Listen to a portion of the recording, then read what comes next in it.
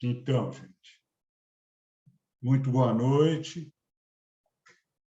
Vamos começar mais um encontro da cultura orgânica, esse encontro quinzenal, que é uma atividade que pertence ao grupo Trabalho 60+, um grupo voltado para o protagonismo sênior e para a abertura da comunidade sênior dentro de todas as áreas de convivência, desenvolvimento e trabalho humano. E, nesse sentido, nós temos aqui também para vocês a agenda que nós costumamos postar. Logo mais eu posto, depois que entrar um pouquinho, a agenda do Grupo Trabalho 60+, que é uma agenda bastante intensa de atividades a semana inteira. Para quem não conhece, a maioria aqui conhece, mas para quem não conhece, nessa agenda pode encontrar todas as nossas atividades. E a cultura orgânica em si, ela visa trazer um pouco de consciência para a necessidade da gente ter um pé mais fincado na natureza, nessa organicidade a qual nós pertencemos, seres orgânicos que nós somos, mas que nessa quadra da humanidade estamos vivendo sob condições muitas vezes muito pouco naturais, orgânicas e humanas. Então, nesse sentido, nós aproveitamos a oportunidade de trazer pessoas envolvidas com esse processo, envolvidas com também a transição que nós estamos passando para uma era um pouco mais humana e justa, e isso a gente reconhece por tantos, só aqui mesmo, por tantos jovens que têm se apresentado aqui e mostrado, mais do que tudo, amor pela natureza, amor pela humanidade, amor pelo que fazem, em todas essas áreas em que eles se dedicam, sempre com muita intensidade e firme decisão a contribuir, trazer essa luz, trazer essa luz que eles trazem e contribuir para que nós, cada vez mais, tomemos essa consciência da importância de tudo isso. A gente percebe que, dentro do Grupo 60+, Trabalho 60+, essa consciência vem se estabelecendo cada vez mais e a própria pandemia tem oferecido oportunidade para que as pessoas se liguem mais no que está realmente errado. E, por isso, coincidentemente com o começo do nosso grupo aqui, que foi um pouco antes da pandemia, a gente sincronicamente pegou esse barco. Hoje nós vamos conversar aqui, vamos ouvir aqui, o nosso amigo Cadu Ronca, filho da nossa companheira de grupo Vera Ronca, e apreciar, olha a Vera lá, dando tchauzinho, e apreciar essa carreira socioambiental que ele opta, advogado de formação, trabalhou na área, bem-sucedido na área, porém, ele sentiu o chamado social, o chamado ambiental, para empreender nessa área com todo carinho e dedicação. Então, ele vai contar a história da maneira que ele sentir de contar, como a gente sempre faz, deixando essa liberdade. Vai falar do amor dele pela bicicleta e do que a bicicleta está oferecendo para as comunidades mais carentes, e muitas coisas que não sou eu aqui que tenho que falar, é o nosso querido, bem-vindo, Cadu Ronca. Por favor, tome a palavra. Obrigado. Primeiro, agradecer ao convite, ao Sérgio Frug e Ana Maria. Muito feliz de estar aqui, né? Esse encontro da cultura orgânica conversa muito com a minha trajetória. Calma aí que a Siri ligou sozinha aqui, essas tecnologias malucas. Começa a falar, ela já começa a falar também. Mais feliz, como o Sérgio falou, minha mãe participa de vários grupos, o 60+, e é uma honra, um prazer estar aqui compartilhando e trocando. A ideia é que a gente faça uma conversa. O 60+ é muito importante na vida da minha mãe nesses últimos anos, e ela participa de muitas coisas, então eu chego aqui bem feliz para trocar com vocês. E aí, antes de me apresentar e para conhecer um pouquinho de vocês, é claro que tem bastante gente aqui, não dá para a gente conhecer uma a uma pessoa, queria entender um pouco a relação de vocês com a bicicleta, né? Então, vou fazer algumas perguntinhas aqui, e aí quem puder ir levantando a mão ou respondendo no chat, sintam-se à vontade de participar, mas é bacana para entender como que é o público em relação a essa temática, tá? Queria saber quem que pedalou aqui no último ano. Se puder levantar a mão. Estou passando aqui que agora minha tela está fixada, ou escrever. Não tenho visto todo mundo. Quem aqui que pedala com alguma frequência?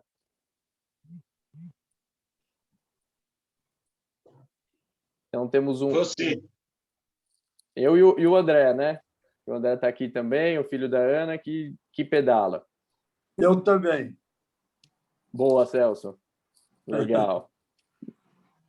Aí, para quem não pedala, aí vocês podem abrir o microfone e falar bem rapidamente, assim, para a gente também ter o tempo de desenvolver, mas para entender um pouco, pode escrever aqui, como se sentirem à vontade. A gente, né, eu desenvolvo projetos com bicicleta há 10 anos, então é muito comum que pessoas adultas não saibam pedalar, e isso às vezes é motivo de vergonha, principalmente na nossa sociedade, que sempre reservou espaços limitados para as mulheres e que tinham brinquedos de meninas e brinquedos de meninos. A gente sabe que nas diferentes classes sociais, as mulheres, historicamente, vêm sendo excluídas do acesso à bicicleta. Então, tem muita mulher, principalmente mulher que adulta não sabe pedalar, e isso é um motivo de vergonha. Então, fique à vontade, se não quiser falar, não precisa, mas saiba que isso é uma realidade brasileira e até mundial. Tá? Então, assim, vou trazer algumas coisas, eu vejo que as pessoas estão colocando aqui, não tenho bicicleta, gostaria muito de pedalar, então é isso, o acesso à bicicleta, ou essa compra da bicicleta, né? Ou acha que já passou da idade, ou que tem medo do trânsito, né? Esse medo de pedalar na cidade como São Paulo. Imagino aqui que a maioria seja de São Paulo, certo? Se alguém não for também, pode escrever aqui de onde que é, mas estou vendo que... Eu sou do Rio. Tem do Rio também, que é uma cidade bem... em algumas áreas muito boas para pedalar. Tem medo de segurança pública, acho que esse é uma outra questão que aparece muito quando a gente interage com as pessoas, que é não só o medo de pedalar na cidade, mas o medo de ser assaltado, de ser roubado, de a bicicleta parar e depois não estar lá. A Ana falando isso, que a gente tem um relato que sempre tem dessa importância da bicicleta na juventude, na infância, e ela acaba ficando pelo caminho. Ou tem preguiça, ou está sedentário, ou não tem coragem de encarar a bicicleta, né? Então, a Maria Cristina trouxe essa questão de ser assaltada. Esse é um relato que a gente recebe, Maria Cristina, até mesmo de jovens periféricos. Né? Nos projetos que a gente pesquisa com jovens entregadores, que são jovens negros periféricos, que estão na linha de frente fazendo as entregas dos nossos deliveries hoje na pandemia, eles, numa pesquisa ali, a grande parte dizia que ou tinha medo de ser assaltado ou de ser confundido com bandido. Então, esse medo que a gente vive hoje é na sociedade inteira, em todas as classes sociais, né? Aí, o Ari disse que a última vez que ele pedalou, talvez eu não tivesse nem nascido, eu tenho 38 anos, já trazendo aí um pouco da minha apresentação, então pode ser que tenha sido aí há mais de 40 anos seu último pedal. Eu fiz a célebre campanha para ganhar a minha primeira Caloi, uma campanha muito famosa, né, que marcou os anos 80, que até essa música, né, do Marcos Valle, que tocou no começo, também é dessa mesma época. Trocaram minha bicicleta por uma boneca, esse é né, acho que faz esse recorte de gênero que a gente tem, de brinquedos de menina e de menino. Muito bom, gente. Acho que já deu para a gente aquecer, conhecer um pouquinho aí da relação de vocês com a bicicleta.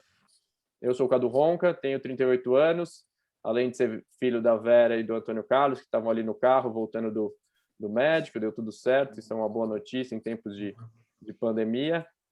Sou advogado de formação, como o Sérgio falou, mas sempre me identifiquei com a questão socioambiental. Então, fui fazer direito buscando atuar com socioambiental, com ONGs.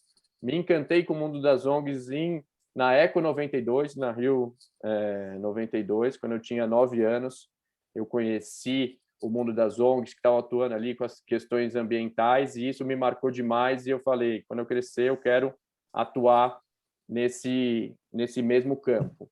Né? Fiz direito, trabalhei por 5 anos no Matos Filho, um grande escritório na área de terceiro setor, responsabilidade social e cultura, prestando consultoria para grandes ONGs. Mas uma hora, é o que eu brincava, eu fazia a parte chata dos trabalhos muito legais que eram das ONGs, né? Então eu queria também mudar de lado de balcão e ficar no lado e empreender.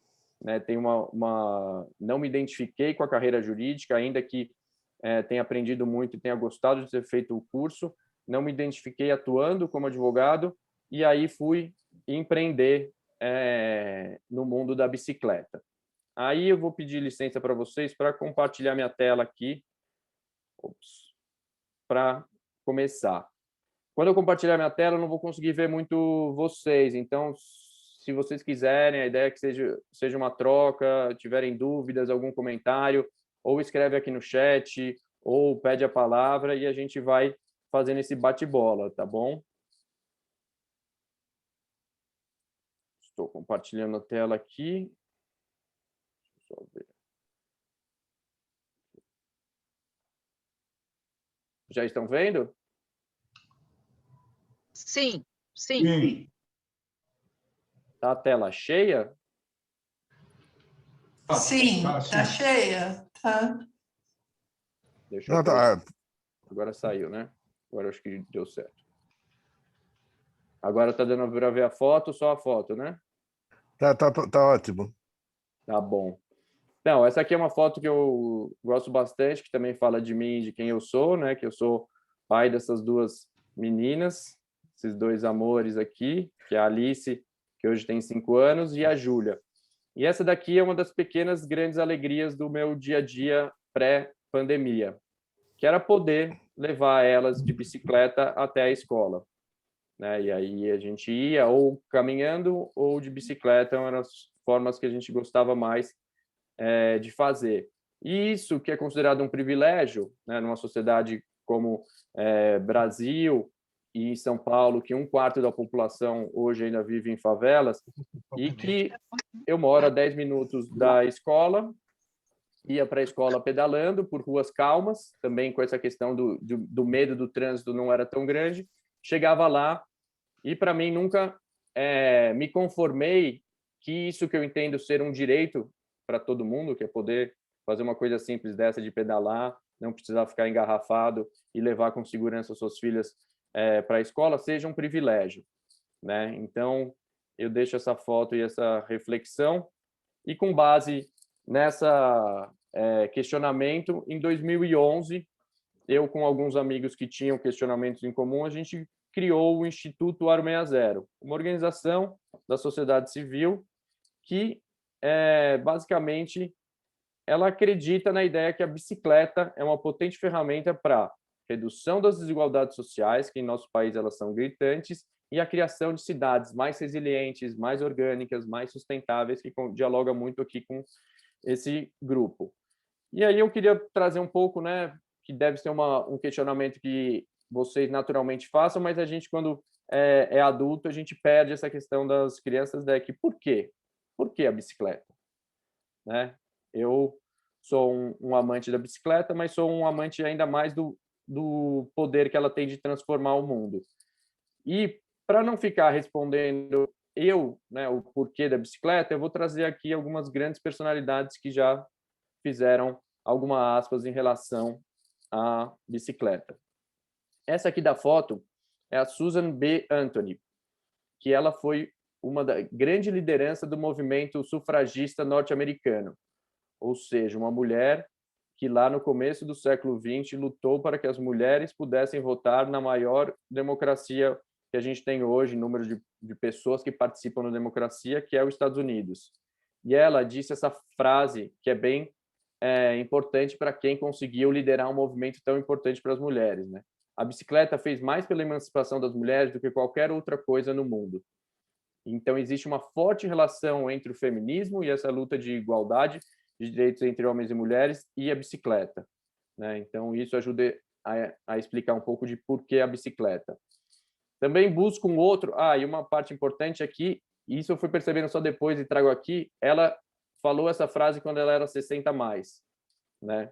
E isso é bem bacana, é uma coisa que eu não tinha me atentado, eu já usava essas frases, mas nunca tinha reparado que as pessoas, como vocês verão, que eu vou citar aqui, todas são 60 mais. Uma que fala também bem forte é o Eric Hobsbawm, que é um dos grandes historiadores do século XX, um grande pensador da sociedade no século XX e da história, e ele tem essa frase bem forte também, que é: se a mobilidade física é uma condição essencial de liberdade, a bicicleta provavelmente foi o maior dispositivo inventado desde Gutenberg, ou seja, desde a imprensa, desde quando começaram a publicar os livros e a gente deu esse acesso à cultura, às notícias e aos livros, para alcançar o que Marx chamou de realização plena das possibilidades do ser humano, e o único sem as óbvias desvantagens.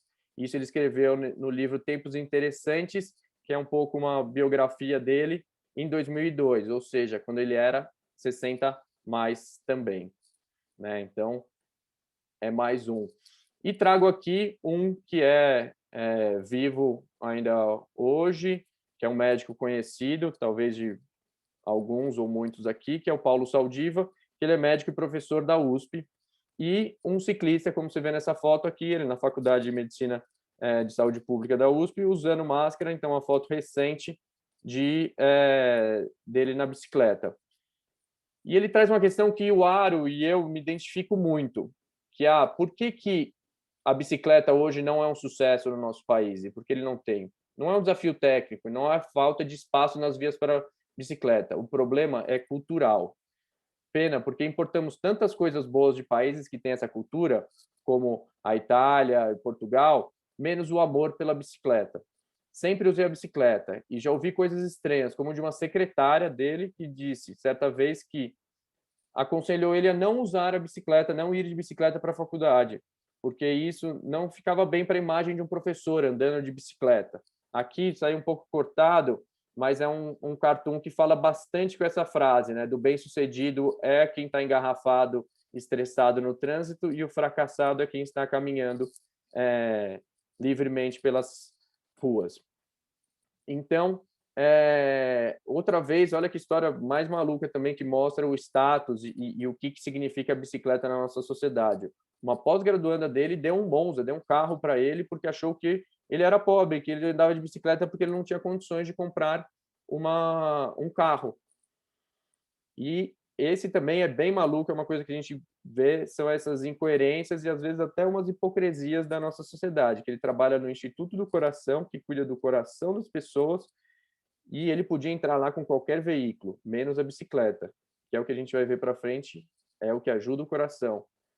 E lá onde eles aconselham e protegem o coração, não se podia entrar de bicicleta.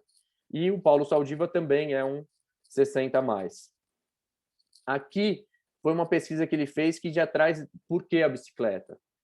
Não sei, acho que todos aqui lembram daquela famosa greve dos caminhoneiros que parou a cidade. Até acho que conseguiu fazer lockdown maiores do que a gente teve aqui. Parou, não tinha circulação, por 7 dias a gente ficou sem circulação. E o Paulo Saldiva também comenta que foi a primeira vez que ele conseguiu um teste que era impossível de ser feito, que era o que aconteceria se a gente tirasse os veículos automotores de circulação por uma semana da cidade de São Paulo, né? Assim, a grande maioria.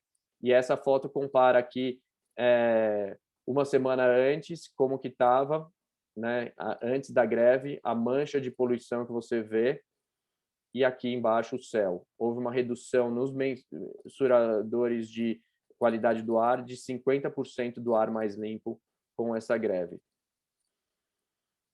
Aí aqui é uma questão que eu já vi algumas pessoas que pensam em saúde das pessoas fazerem, que é esse questionamento. Você faria um tratamento gratuito que reduziria os riscos de desenvolver 20 tipos de doenças que vão de gripe ao câncer, passando por doenças coronárias, diabetes e uma série de doenças? E o tratamento gratuito que reduz isso é a atividade física. Por isso que existem programas pelo mundo, como esse aqui, que é o Prescribe a Bike, que é prescreva uma bicicleta. Então, em alguns sistemas de bicicletas compartilhadas, como esse daqui é de Nova York, os médicos podem prescrever uma quantidade semanal de uso da bicicleta e a pessoa tem direito a acessar um voucher e acessar as bicicletas, que aqui a gente tem as bicicletas laranjinhas, as bicicletas, né, patrocinadas pelo Itaú, mas lá são as city bikes e você tem acesso à bicicleta como uma forma de tratamento para prevenção e combate às doenças e ao sedentarismo, né? Aí aqui, esse livro que eu trago no próximo, esse é o final do livro, e ele é bem, conversa bastante. Eu reli esse livro agora, recentemente, e ele é um livro do Edmond Amicis, que é um autor italiano. Ali na época que a bicicleta estava despontando, a bicicleta hoje tem 200 anos, mais ou menos, de história, e quando ela estava ficando famosa e criando uma grande febre na Europa, ela era conhecida como a pequena rainha na Europa, né? Nesse final do século XIX, começo do século XX. E ele escreveu esse livro, A Tentação da Bicicleta, porque ele já tinha ali mais de 50 anos, e via as pessoas, via médicos receitando a bicicleta para curar, via as pessoas mais felizes, uma série de questões com a bicicleta, e ele tinha uma questão muito própria de já se achar velho para andar, né? Então, peço licença para ler, que eu acho bem importante essa parte final, né? E essa é a moral da história. Ó, amigos, aí, filho da... grisalhos, ou com o cabelo já totalmente brancos. Alguém quis falar alguma coisa? Cadu. Oi? Eu vou fechar os microfones, que Mas está isso é... aberto, né? Ah, tá. Não, eu não sabia se era uma pergunta ou se só era o microfone aberto. Ó, senhores conhecidos ou desconhecidos, mesmo que já tenham chegado a uma idade ingrata ou uma idade mais avançada e ainda mais ingrata, se conservaram alguma força para pilotar uma bicicleta e querem fazê-lo, mas estão adiando esse momento por preguiça ou por vergonha, saiu errado aqui, ou por algum outro sutil motivo, parem de resistir, pois o preço a pagar por essa teimosia são longos anos de penosos combates. Subam de uma vez ao selim com ânimo resoluto, enfrente as dificuldades do aprendizado, mesmo que se atrapalhem um pouco e seja um motivo de riso para os outros. Tudo isso é melhor que 10 anos de tentações e despeito. Até uma costela quebrada é bem melhor. Até ser motivo de chacota alheia é menos humilhante. Sigam o conselho deste não ciclista. As mãos do guidão e a alma ao vento, Alfredo Oriani, ou acabarão seus dias com as mãos vazias e a alma entregue ao diabo. É interessante porque ele fala da tentação, mas ele não se converte, ele não deixa, só que ele traz esse lamento por não ter pedalado, né?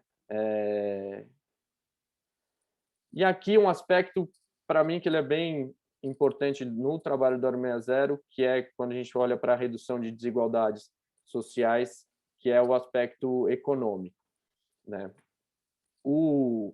Esse daqui é o Eurovelo, esse mapa que vocês veem, que é uma rede que tem 19 rotas e quase 90 mil quilômetros que conectam a Europa de norte a sul. Isso tudo aqui são ciclovias, são mega ciclovias que vai de Moscou a Lisboa, de Oslo até o sul da Itália, e que elas podem ser utilizadas tanto por turistas quanto por pessoas que fazem viagens locais. E isso gera 2,3 bilhões de viagens. E são 44 bilhões de euros em receita. E esse é um valor que é incrivelmente alto e que gera economia. E para mim, o que é mais legal disso é que é de uma forma descentralizada, porque ela fomenta o comércio local, ela fomenta a pequena pousada que recebe o ciclista, o restaurante, o lugar, a hospedaria, a bicicletaria, a loja de bike e uma série de cadeias que geram essa incrível montante aí de quase 50 bilhões de euros por ano. Então, a gente vê na bicicleta essa potência econômica de gerar ganhos econômicos. Aqui, alguém de vocês conhece esse desenho, que é o Pateta no Trânsito? Sim. É um desenho bem antigo, né? E é um clássico que a gente sempre trabalha. Ele se transforma, né? Quando entra no carro, não é isso? Exatamente. Aqui as duas fotos, né? Ele é o Sr. Walker, quando ele está caminhando, que é um jovem pacato e que não faz mal a uma mosca, e depois ele vira o Sr. Wheeler, que é quase um monstro, e ele faz tem uma paráfrase aí do médico e o monstro, dessas duas facetas, né? Que até com o nome ele brinca. Mas o que me chama a atenção, e vale a pena buscar no YouTube, depois eu passo o link, mas se colocar, é um desenho de 6 minutos, que essa animação, ela também é 60+. Ela é de 1950 e ela fez 71 anos aí.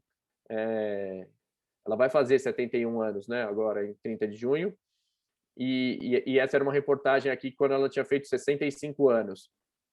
O que eu acho interessante é que se a gente parar para pensar, né? E vocês viveram, pelo menos parte de vocês viveram, uma era essa loucura que a gente vive, né? Estresse, cidades lotadas, até de segurança, de problemas muito de a gente olhar e imaginar, né?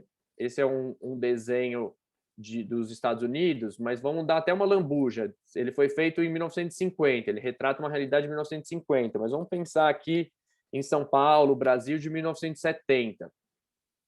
E imaginar que em 1970, ao entrar num carro, você se transformava num ser egoísta, revoltado e super agressivo, né?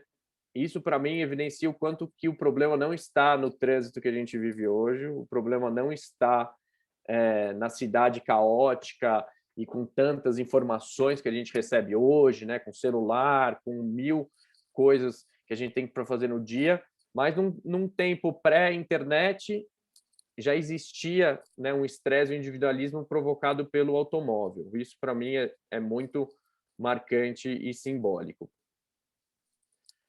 E também uma parte que me chama bastante atenção, que no meio do desenho, ele, quando vira o Sr. Walker em alguma hora, ele pega um jornal para abrir, ele é atropelado, é uma loucura, é super engraçado. Eu assisti com as minhas filhas, elas gostam também, porque ele é lúdico e divertido, né, como os desenhos das Disney costumam ser. Mas uma hora ele abre o jornal e tem essa foto, né? O número de acidentes aumenta. Ou seja, em 1950 já se falava e já se preocupava com o número de acidentes e mortes no trânsito. Já soava esse alarme nos Estados Unidos ao ponto de um cartoon, de um desenho representar isso humoristicamente e de uma forma a sensibilizar, né? Mas a gente sabe que a cultura do automóvel venceu e até essa década aí de 2010 a 2020, os Estados Unidos seguiam com mais de 40 mil mortes só em 2016. E o relatório da Organização Pan-Americana de Saúde colocava aí os Estados Unidos com esse número de mortes de 12 por 100 mil. E aí um outro exemplo que eu queria trazer aqui para reflexão, que também vale assistir, é um documentário sobre as crianças de De Pige, não sei como dizer isso em holandês, mas é um bairro perto de Amsterdã que, em 1970, começou-se a ver um boom dos automóveis e, com isso, as crianças não tinham mais lugar para brincar, os apartamentos eram pequenos e as crianças não tinham o que fazer, então tinham que esperar o final de semana para poder ir num parque longe. Os carros começavam a ocupar o espaço de brincadeira das crianças nas ruas e vão ter atropelamentos e morte de crianças também, não só de adultos. Então, as crianças se organizam e vão para as ruas, com muitos adultos também intermediando, fazendo um protesto por espaços de brincar, né? E aí...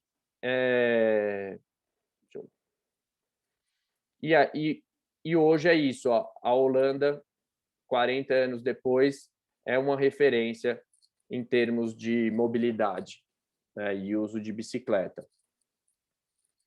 Então, o que tem desse caso super inspiracional para mim de The Pidgin, porque tem esse documentário que vale assistir, é um documentário de 7, 8 minutos, assim, é bem curtinho, que tinha esse grande problema, desafio, que eram os atropelamentos, a poluição, as pessoas estavam ficando doentes, tinham falta de áreas para brincar, e tinha esse sonho que eram os espaços públicos do bairro para acolher as crianças e o brincar.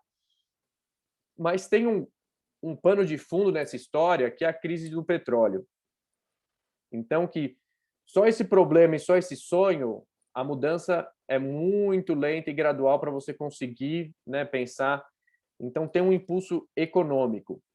Ou seja, a crise do petróleo fez com que a Holanda repensasse e os governantes olhassem e falassem: ó, a gente precisa repensar o uso e a dependência de petróleo, porque a gente pode se dar mal se uma outra crise dessa acontece e os preços explodem e a gente com uma cultura tão dependente de combustíveis fósseis. E tudo isso transforma hoje uma realidade 40 anos depois, que a Holanda é uma das menores taxas de morte no trânsito do mundo, é um país extremamente amigo da bicicleta, que vende isso para o mundo inteiro, tem departamentos especializados em vender projetos de bicicleta, então transformou isso num símbolo nacional, né? E hoje o que a gente tem no Brasil? Hoje a gente tem no Brasil, a média nos últimos anos é de 40 mil mortes no trânsito por ano e 50 mil mortes por poluição, sendo que os estudos mostram que 90% da poluição nas cidades, elas vêm dos veículos automotores. Ou seja, a gente tem 90 mil pessoas por ano que morrem aí nos últimos anos no Brasil, só por problemas diretamente relacionados ao trânsito, e que é uma média de 250 por dia. Em 5 anos, morreram mais do que hoje a gente tem os números da pandemia, né? Que hoje está por volta de 375 mil pessoas. Olha quantas pessoas e quantas vidas a gente perde. E acho que nesse momento de pandemia, onde a gente tem esses dados, esses números diários sendo atualizados e essa agonia, a gente vê que essa pandemia no trânsito acontece aí há vários anos e a gente não consegue mudar, também é muito, muito triste, né?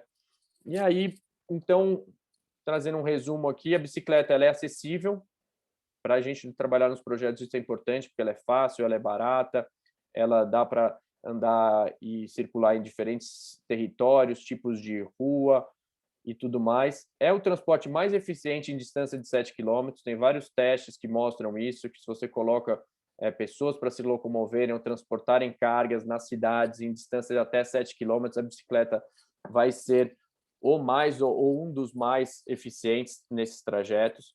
Recentemente foi indicada pela OMS por causa da pandemia, pois ela permite o distanciamento e ainda permite que você faça a sua atividade física necessária. E ela foi reconhecida, uma pesquisa pelos brasileiros do Datafolha mostrou que 38% das pessoas que não têm veículos motorizados próprios acreditam que a bicicleta é o melhor veículo para se locomover durante a pandemia, enquanto o transporte público ficou só com 4% das respostas, ou seja, as pessoas estão morrendo de medo do transporte público com razão, né? Porque eles seguem lotados nessa pandemia. Então, aproveitar, né, o convite que a gente tem trabalhado e tem visto que esse é o momento da bicicleta, né? No Brasil, esses dados são mundiais, as vendas de bike aumentaram muito, tem uma questão de não ter peças e componentes suficientes, porque com a crise muito ficou parado ou navios não circularam, então está com uma defasagem de oferta de produtos no mundo mas mesmo assim as vendas não param de crescer em todo o mundo, né? E a gente acredita que esse é o momento de potencializar e da gente dar esse foco. E a gente vê que os governantes do Brasil, das maiorias das cidades, estão perdendo esse momento de fazer ciclovias temporárias, de trazer mais segurança para as pessoas pedalarem, né?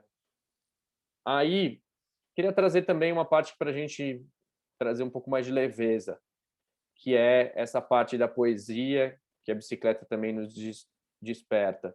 E o Pablo Neruda, ele não era 60 a mais quando escreveu essa ode à bicicleta, mas ele era 50 a mais, que é também um poeta do amor e de temas sociais e que tem uma sensibilidade muito grande, foi Nobel da literatura e fez poucas odes, uma delas foi a bicicleta. E aí nessa parte aqui, esse trecho final que eu acho bem bonito, que é: trabalhadores e garotas para as fábricas pedalavam, entregando seus olhos ao verão e suas cabeças ao céu, sentados nas asas das vertiginosas bicicletas, né? Então essa lembrança de que bicicleta também é poesia. E trazer uma frase para finalizar da Renata Falzoni, que ela também é 60 a mais, hoje ela tem 65 ou 67 anos, que é um ícone aí do cicloativista, do cicloativismo. Ela pedala desde a década de 70 como meio de transporte, ela é correspondente da CBN, trabalhou na ESPN, e ela, para mim, isso representa muito o que o Aro enxerga na bicicleta, né, a organização que eu represento. A bicicleta ela é ferramenta de inclusão social, de mobilidade, de melhoria da qualidade de vida, da saúde e, além de tudo, é um brinquedo. Nunca podemos esquecer e perder o foco de quando a gente pedala, a gente é feliz. E acho que nessa pandemia, nesse momento que a gente se conecta mais com o que realmente importa, eu acho que sermos felizes enquanto a gente puder, é muito importante, né? E não só olhar para a eficiência, não só olhar para ganhos econômicos, ganhos de saúde, mas nessa felicidade. Então, quando a gente olha para esse conceito de externalidade, que são esses efeitos sociais, econômicos e ambientais que são causados indiretamente, ou pela venda, ou pela circulação, ou uso de um bem e serviço, a gente vê que a bicicleta tem muitas externalidades positivas, enquanto os veículos automotores têm muitas externalidades negativas. Mas isso não está sendo considerado nas nossas políticas públicas e no nosso investimento privado, né? Aí, queria passar por uma segunda parte aqui, não sei como que a gente está, deixa eu só ver aqui como é que a gente está de tempo, para a gente sonhar um pouco junto, né? E aí eu queria convidar vocês, depois dessa quantidade de dados que eu trouxe aqui, também para participarem. Que eu tive uma aula numa pós que eu fiz, que era sobre os futuros desejáveis, né? E a professora Lala trazia isso, que o que a gente vive hoje, de certa forma, foi um sonho coletivo das gerações passadas. Imaginado, a sociedade que a gente tem hoje, ela foi imaginada nas revistas científicas, nas mentes dos escritores, dos artistas, dos engenheiros, dos arquitetos, num período anterior a 1960, que era um período ali antes da tecnologia começar a entrar de fato na nossa vida. Então, a gente imaginava muito como seria um mundo com tecnologia. E esse é uma imaginação 60 a mais também, né? E que apresentava esse fascínio por uma modernidade, dos avanços tecnológicos nesse mundo ainda majoritariamente rural e analógico. Então, essa daqui são duas imagens. Eu queria que vocês falassem o que vocês veem. São cidades do futuro projetadas por essas duas pessoas aí, Frank Paul, que ela cria a Cidade do Futuro e da Energia Atômica em 1942, e o Frank Lloyd Wright, que imaginou o futuro assim no canto direito em 1932. O que vocês veem nessa cidade? Vocês gostariam de morar nessas cidades?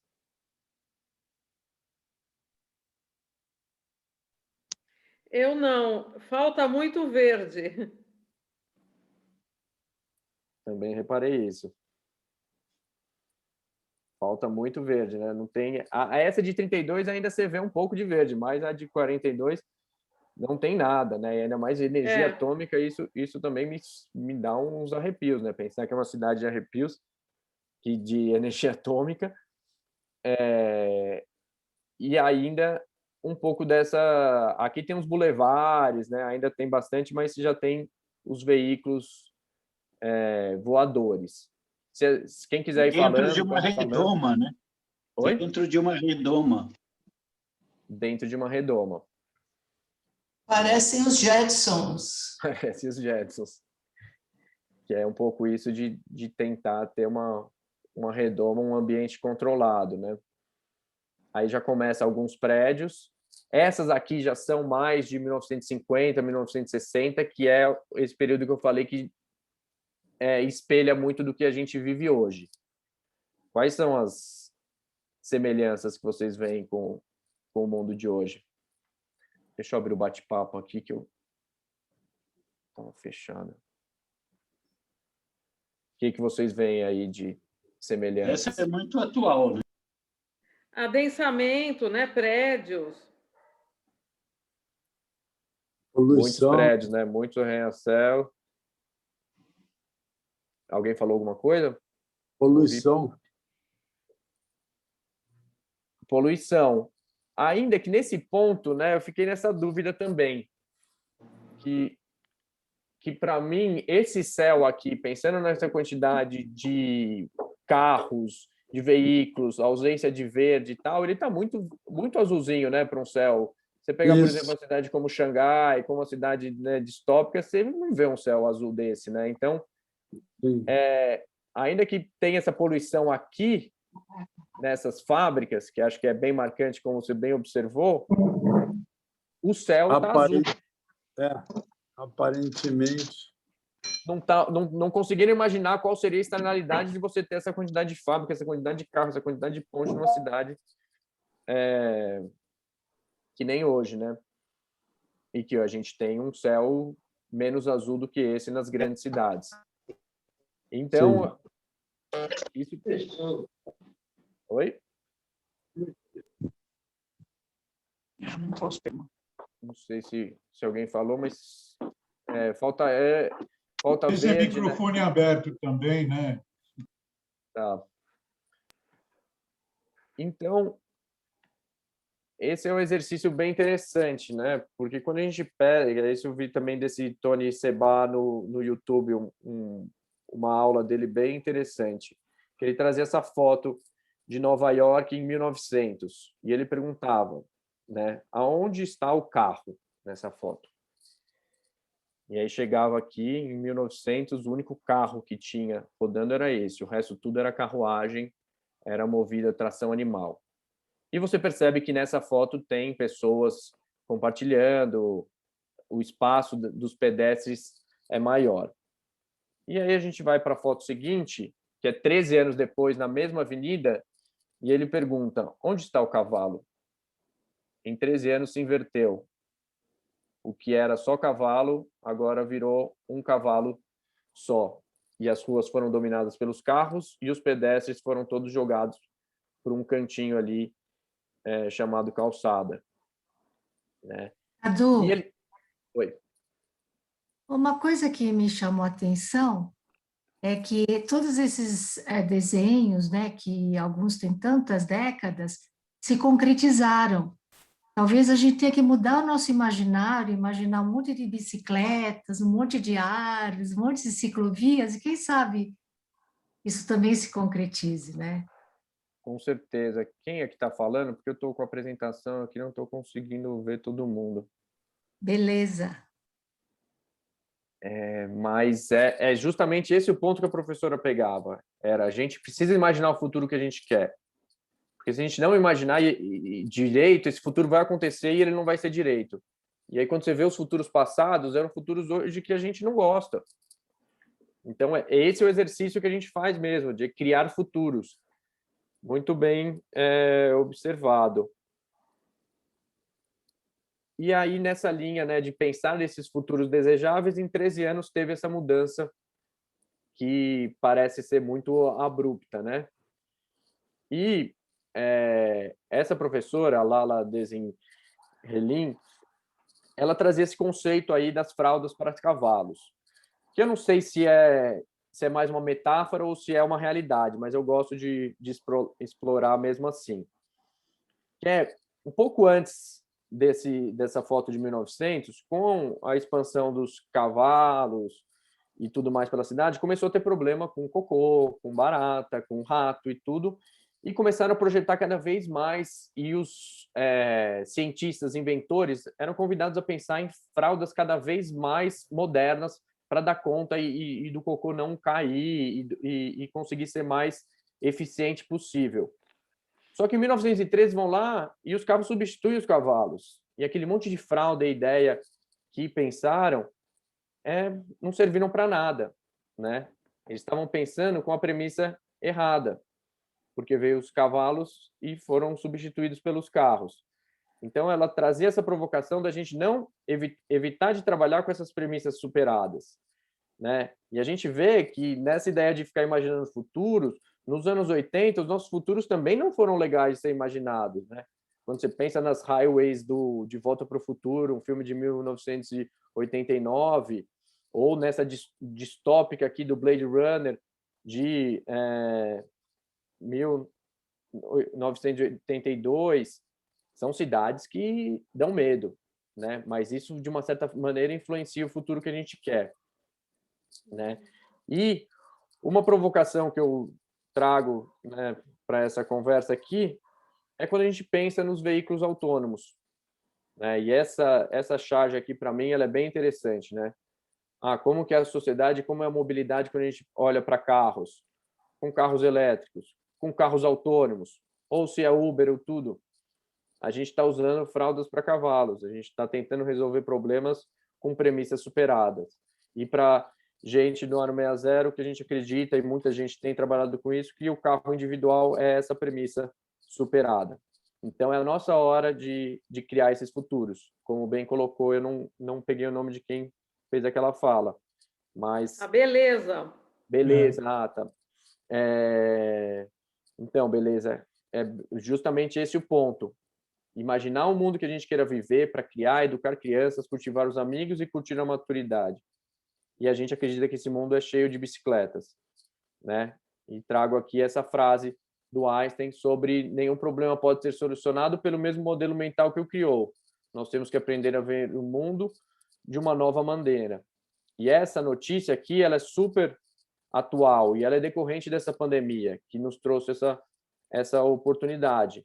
Na França, hoje foi aprovado e vai para, né, ainda para sanção, mas já é uma vitória nesse sentido de mudar a premissa que um carro velho poluente pode valer até 2,5 mil euros na compra de uma bicicleta. Ou seja, não está fomentando o carro elétrico, e sim está fomentando a mudança de modal, né? E aqui é um pouco, essa foto de cima mostra as entradas das escolas nas grandes cidades, com muito engarrafamento, com crianças ali tendo que conviver com os carros, sempre citando de adultos por perto, e aqui em Afuá, no norte do país, na Ilha do Marajó, uma cidade onde, pelas palafitas, não se pode circular com veículos automotores. Então, onde uma pessoa, uma mãe, uma irmã, conseguem levar 2 crianças na bicicleta e não tem nenhuma morte de trânsito no último ano registrada nessa cidade. E as crianças vão livremente de bicicleta. Esse é um futuro que eu quero imaginar, onde minhas filhas não precisam ficar correndo e fugindo de carro e a gente gritando tantos nãos para elas, né? Então, 0 morte de trânsito, crianças andando livremente nas ruas e cidades em escala humana. Aí, para a gente chegar na parte do que o Aro 60 faz, eu trouxe bastante, eu queria gastar esse tempo com essa parte de filosófica que eu acho que é bem interessante, né? Como que a gente reduz as desigualdades, né? Contribui para isso e cria cidades mais resilientes.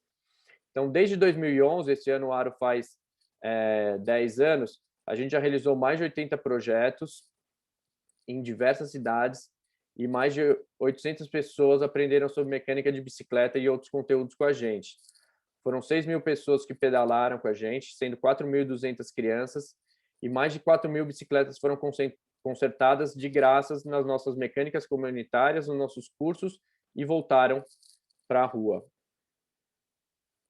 Esse ano a gente lançou um guia de projetos, que é uma ferramenta bem interessante, que está disponível no nosso site, que a gente sistematizou e disponibilizou abertamente para as pessoas um passo a passo no estilo faça você mesmo dos nossos 3 principais projetos hoje, que é o Rodinha Zero, o Bike Art e o Viver de Bike. Então, quem quiser, dá para baixar esse guia, lá tem tudo explicadinho, pode compartilhar e divulgar, que a ideia é realmente difundir a ideia e o poder transformador da bicicleta. Um desses projetos que eu trago aqui, né, rapidamente, é o Viver de Bike, que na pós-pandemia a gente transformou ele totalmente online. Com isso, a gente conseguiu alcançar inscrições de 21 estados do Brasil. Na última edição foram 307 inscritos, 26 alunos, sendo 14 mulheres, 17 pessoas negras de 12 estados. E aí, a ideia do Viver de Bike é uma tecnologia social que visa fortalecer as economias locais e reduzir esse deslocamento pendular que a gente vê hoje, que as pessoas saem da periferia, nos trens lotados, e vão para o centro atrás de emprego. E fazer isso através da geração de renda digna pela bicicleta nas bordas da cidade. Aqui são um pouco dos resultados de satisfação e as pessoas com o seu caderno Viver de Bike que receberam em casa quem concluiu o curso. E as aulas online aqui, essa é uma aula de mecânica que aconteceu. Um outro projeto que derivou do Viver de Bike é o que a gente chama de Bikeathon, que é como se fosse uma hackathon, que é uma maratona de inovação social, para fomentar as iniciativas que utilizam a bicicleta para fortalecer os territórios de baixa renda do Brasil, no durante e pós-Covid. Essa edição aqui foram 86 propostas de 16 estados. E aí foi bem bacana que as 5 principais ideias receberam cada uma R$5.000 para desenvolver propostas, além de toda uma mentoria com diversos conteúdos. A gente também desenvolve e fomenta o delivery justo, que são formas mais justas e dignas e nas bordas das cidades de se fomentar as entregas em tempos de pandemia. Então, aqui na foto, o Emerson está entregando livros para a biblioteca comunitária continuar funcionando, a biblioteca no extremo leste de São Paulo. A biblioteca está fechada e ele vai lá e entrega os livros gratuitamente. Esse é um projeto da Fundação Tid Setúbal e a gente faz toda a parte da formação e fomento à ciclologística. E entrega também o Assados da Dona Maria, que é o frango assado do território, para que esse jovem não precise pedalar 20 quilômetros ou se deslocar no centro para ficar entregando o iFood, o Rappi da vida no centro, e sim gerar renda e fazer a economia girar no seu próprio território. Um outro projeto que foi aí mais emergencial foi o Pedal contra o Corona, que a gente distribuiu máscara e fez revisões nas bicicletas de ciclistas entregadores em diferentes regiões de São Paulo. A gente fez 2 edições dele. E também a gente trabalha junto com as empresas, né? Então, a gente critica muito esses aplicativos, a gente acha que precisa melhorar muita coisa, mas a gente também traz a possibilidade de a gente trabalhar junto e construir essa mudança. Então, a gente fez, junto com o iFood, com a Tembice, esse projeto com o iFood Pedal, o Pedal Responsa, que eram videoaulas para trazer conteúdos para os entregadores do iFood. Um outro projeto que a gente tem é o Rodinha Zero, que trabalha a bicicleta como ferramenta de desenvolvimento integral nas suas múltiplas funções, né? Desenvolvimento cognitivo, emocional, social, físico, dentro das escolas públicas, né? E essas são atividades que a gente realizou na EMEI Ana Rosa. O Chamar no Grau aqui, que é o que esse jovem está fazendo, esse jovem é o Woodson, é algo da cultura periférica. Esse jovem aqui, ele tem 20 anos, ele tem um canal de YouTube com mais de 2 milhões de acessos e ele faz manobras e valoriza. Hoje eles têm uma marca de bicicleta própria e levam esse orgulho do jovem que faz esporte radical. Então, trazer para o esporte e não marginalizar é uma das nossas funções também.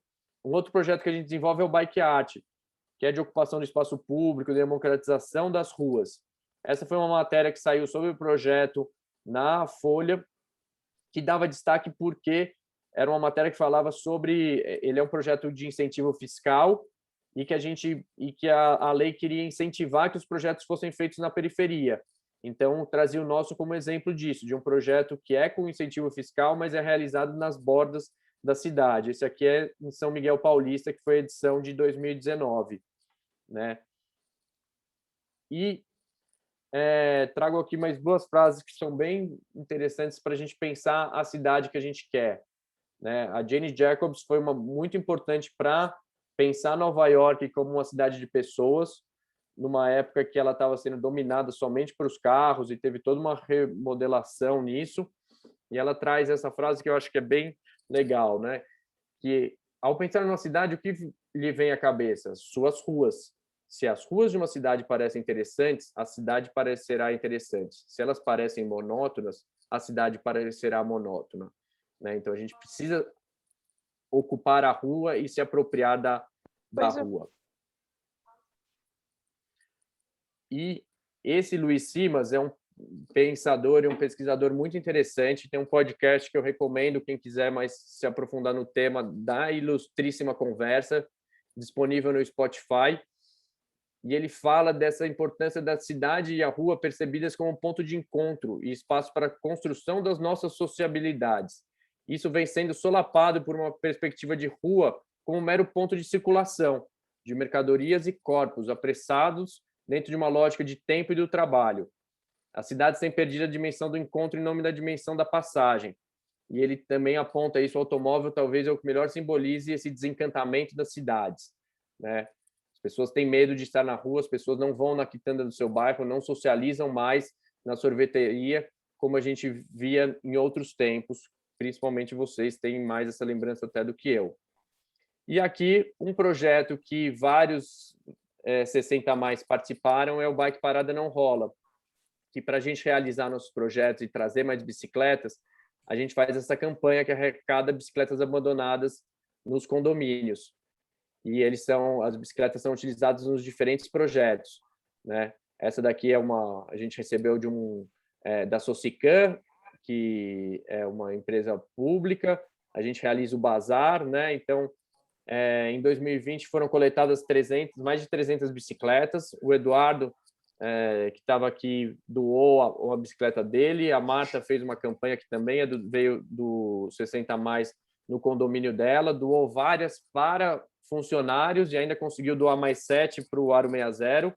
E a Ana Veiga, agora, recentemente, em 2021, vai fazer uma doação de 19 bicicletas para a gente tanto fazer o bazar, que isso é bem bacana, a gente fez o bazar no Campo Limpo, então é trazer a possibilidade das pessoas comprarem bicicletas a preços acessíveis e gerar renda para o Aro 60 realizar mais projetos, mas também para a gente doar essas bicicletas como nessas fotos, que a gente doou para uma escola pública na Zona Norte, junto com esses paraciclos. Então, bicicletas adultas, infantis, hoje estão sendo utilizadas como instrumento de ensino nessas 2 escolas públicas. Essa é uma organização do Extrema Zona Leste que trabalha no combate à obesidade infantil, desnutrição, e essas são algumas atividades que a gente faz em comunidades bem vulneráveis, né? Então, no site nosso tem todo como funciona essa campanha e também tem os pontos de venda onde a gente vende parte dessas bicicletas.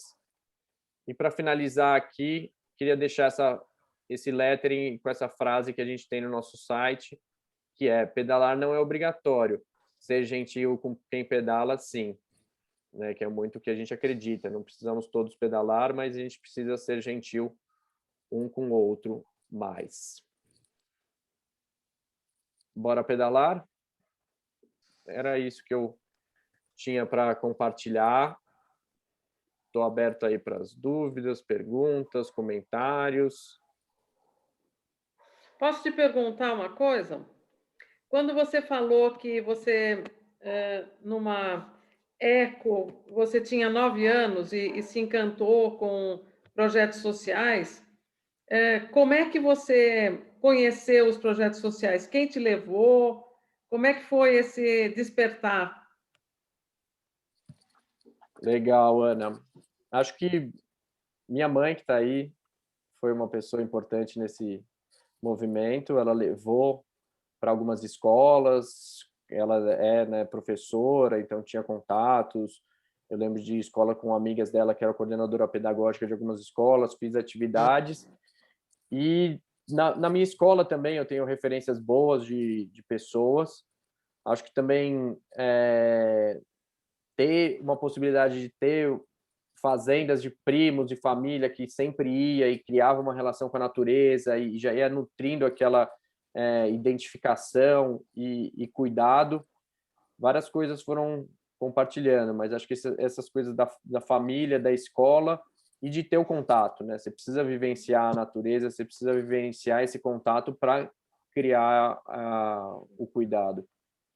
Eu perguntei isso porque eu já te falei que eu gostaria que meu neto de 11 anos conhecesse um pouco esses projetos para ele poder se encantar com eles. Acho que isso é bem importante, Ana. A gente realiza projetos, eu também levo minhas filhas, né? Porque quando você vai lá para São Miguel Paulista e vê as crianças disputando uma bicicleta assim, a dedo e pegando aquela bicicleta e não querendo largar e passando o dia com aquilo, vendo que nem todas têm as mesmas condições, vai também colocando as crianças dentro de um mundo, né? E saindo das suas bolhas, do clube, do condomínio, do bairro, né, mais privilegiado.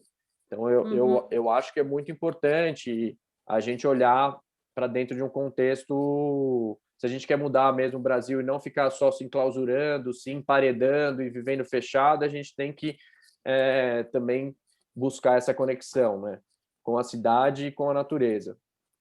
Uhum. Perfeito. Bom, Cadu, lindo o teu projeto, me apaixonei. E vamos ver o que o pessoal também tem para perguntar, né? Cadu, legal, queria te dar gente. parabéns pelo teu projeto também, muito legal, viu? Eu descobri aqui no prédio que tinha uma opção de bicicleta que não tinha dono, fiquei...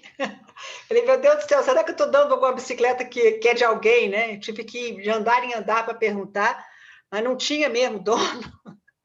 E aí ainda teve gente que doou e tudo, então foi muito legal, quer dizer, muito bom saber, né? E esse teu projeto é bárbaro. Parabéns, viu? Obrigado, Ana. Acho que isso para a gente é super importante, né? Porque as pessoas às vezes perguntam como que pode ajudar num pedal.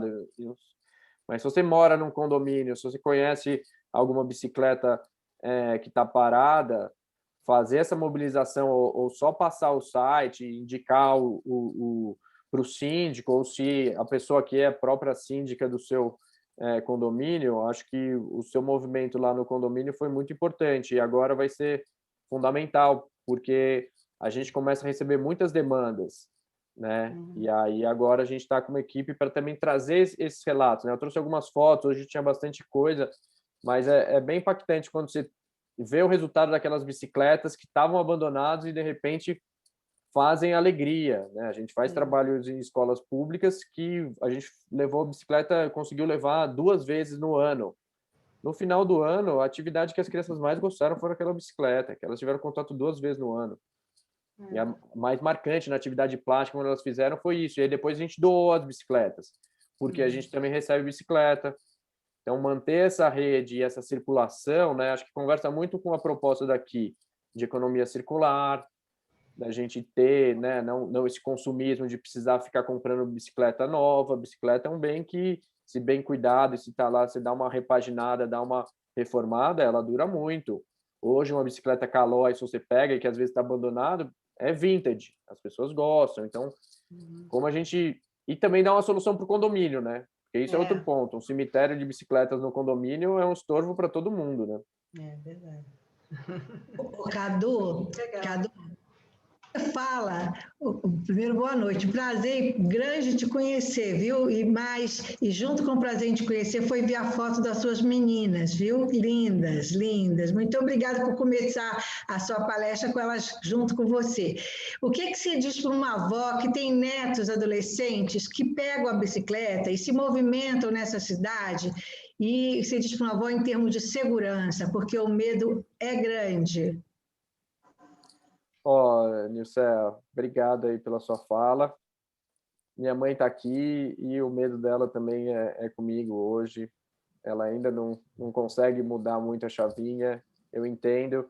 Ela, às vezes eu vou para casa dela, mas você vai de bicicleta? Tipo, é o que eu mais quero aí de bicicleta para lá. São 15 minutos pedalando por bairros gostosos e tal. Ah, não, pega um táxi, volta, não. Então, ela mesmo com o filho que trabalha 10 anos nisso ainda tem essa preocupação, né? Eu acho que é aquilo, tem que, de uma certa maneira, orientar, né? Eu também não me aventuro no trânsito.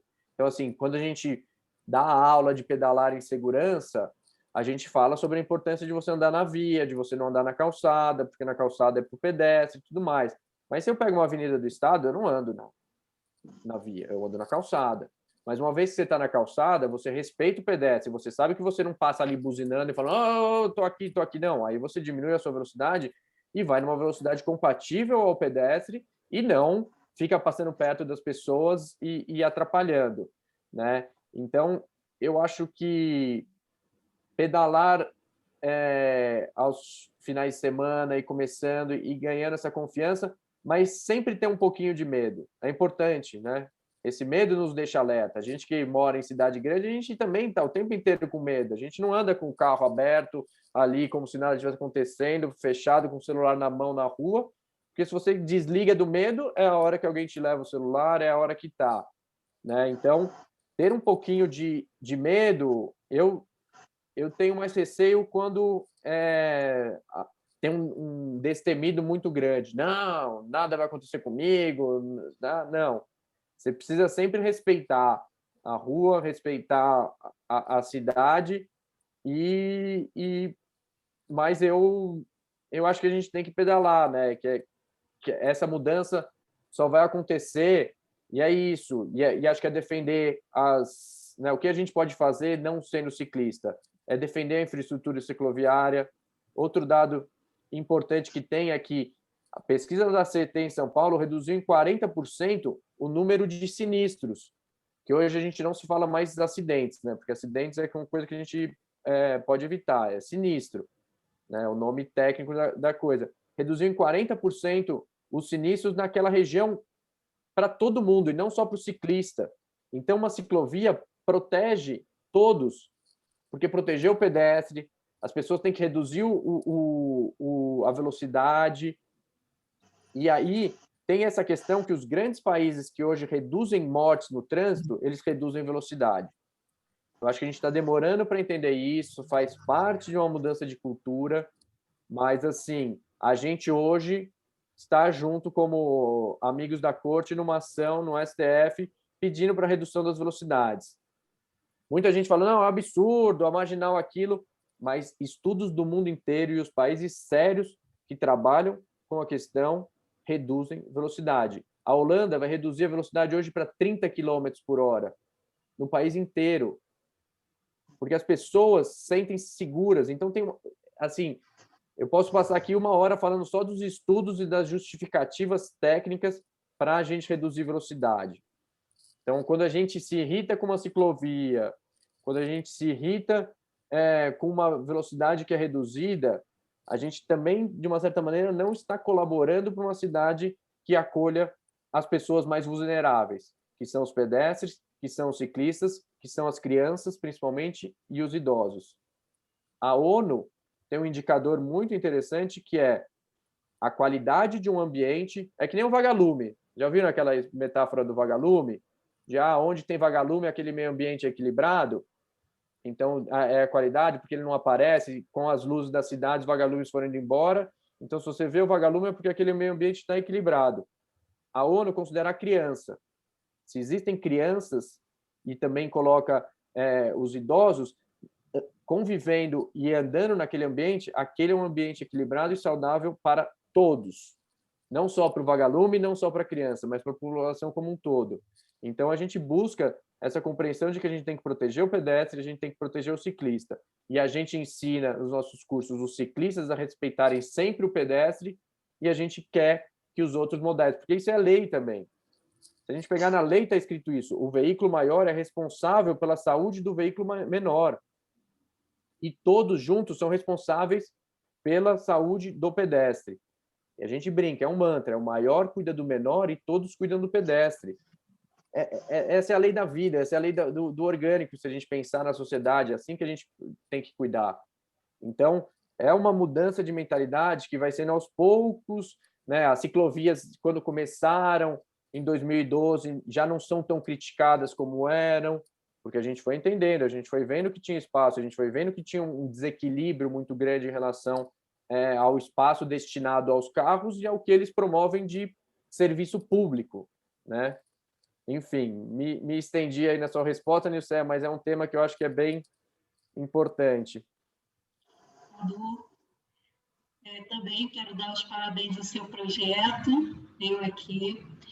Também faço coro com a Nicéia, assim, eu vou defender um pouco o pessoal do planejamento urbano, porque eu sou arquiteta e urbanista, então, assim, o Frank Lloyd Wright mesmo, que era um esotérico, era estudante de Gurdjieff, com certeza ele planejava uma cidade com verde, sim, mas a gente tem que compreender que tem uma cultura de uma época, e a gente ainda está dentro dessa cultura do consumismo, da produção em massa, da industrialização, e bem recente, governos mesmo populistas incentivavam muito o consumo para desenvolver economia e então, assim, eu acho que tem uma mudança estrutural muito grande antes de qualquer coisa.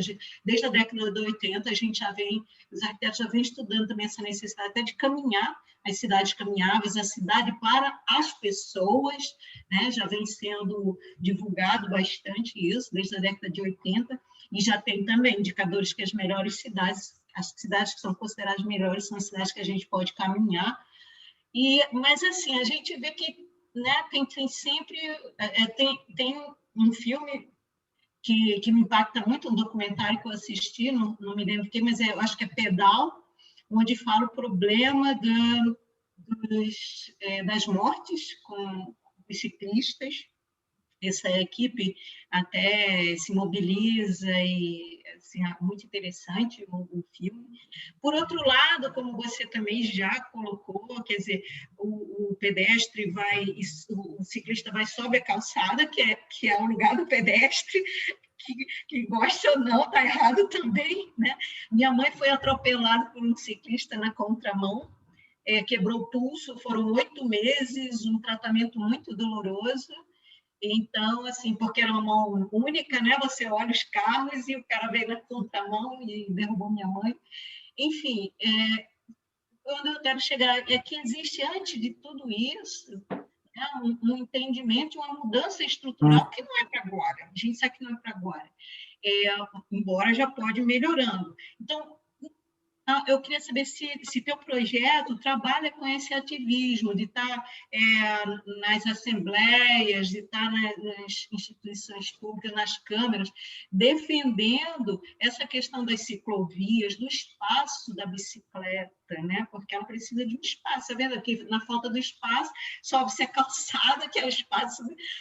ou está entre o espaço do carro e o espaço da calçada. Então, se aí vocês estão trabalhando também essa mudança de consciência, que eu acho que é mais importante, entendeu? Sim, Valéria, obrigado aí pela sua fala. Legal que você é dessa área, né, de arquitetura e urbanismo, que é uma área que a gente dialoga bastante, né, e bebe muito, troca muito com organizações que têm arquitetos e urbanistas. Mesmo essa ação civil pública que a gente está ali como Amigos da Corte, a gente faz junto com a Cidade a Pé, está junto com o Instituto dos Arquitetos do Brasil, de São Paulo, desenvolvendo projetos. Em relação a essa questão do ativismo, o Aro 60 ele é uma organização também ativista, mas a gente atua mais nessa construção da cultura através desses projetos, né? A gente está nos territórios e está atuando assim.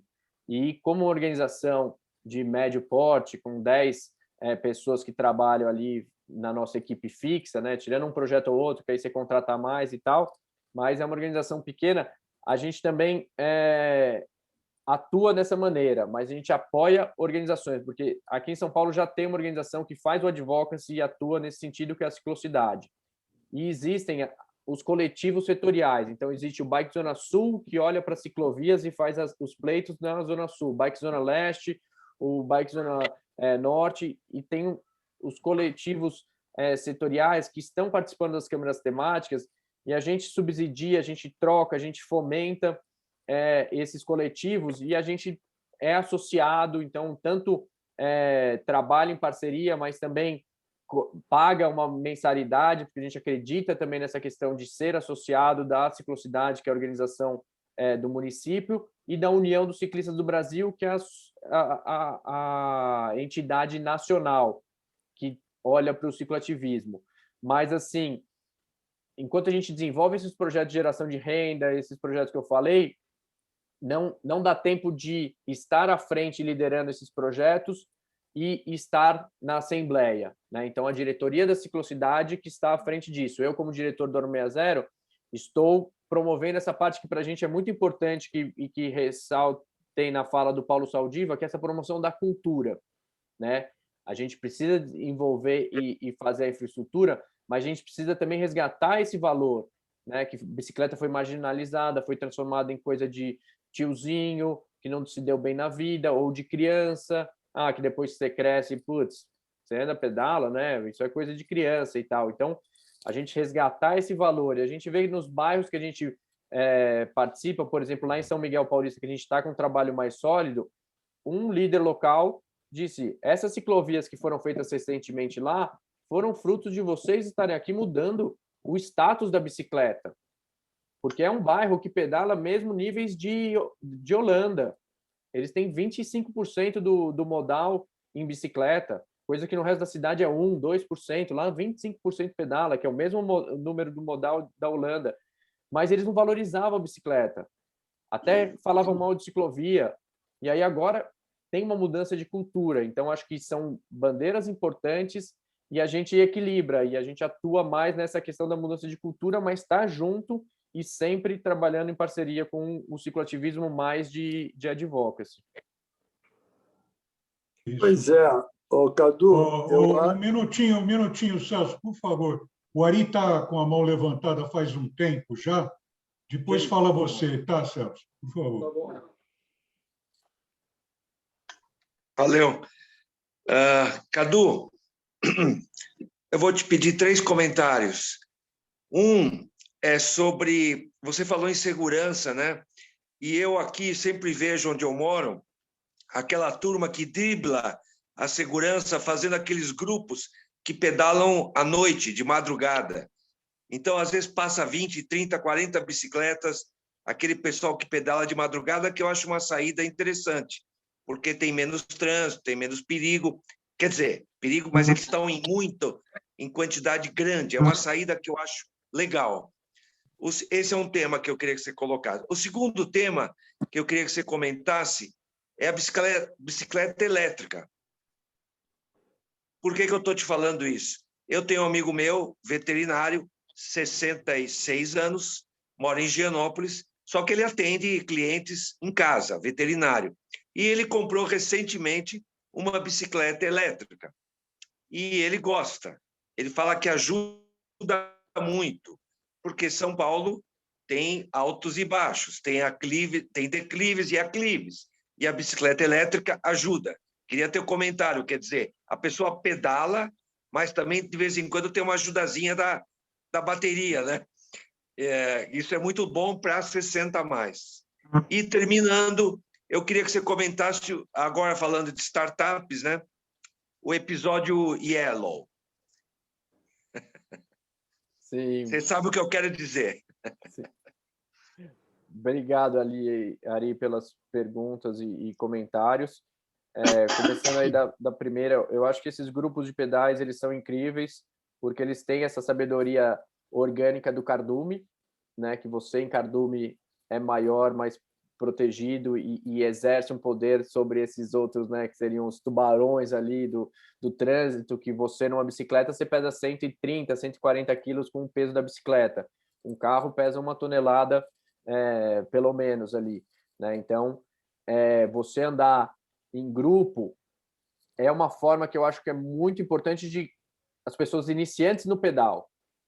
Antes de você ir pedalar sozinho, usar como mobilidade e tal, o grupo tem uma função fundamental. A Renata Falzoni, que eu citei, ela criou o primeiro grupo de pedal de São Paulo, que era o Night Bikers, que foi na década de 80, e isso depois se popularizou, e hoje a gente tem mais de 100 grupos aí, bem mais que isso, pela cidade, né? Então eu vejo muito valor e recomendo quem quer começar a pedalar nesses grupos, por esses motivos que eu falei.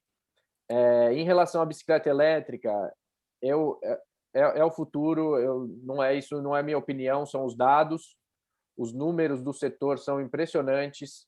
A Europa, que é onde, né, pauta muito a cultura ocidental no mundo, mostra isso. Hoje saiu matéria, a Alemanha cresceu em 50% em relação ao ano passado, que já estava alto, a venda de bicicletas elétricas, ou seja, 50% a mais vendendo esse ano. O mundo inteiro cresce.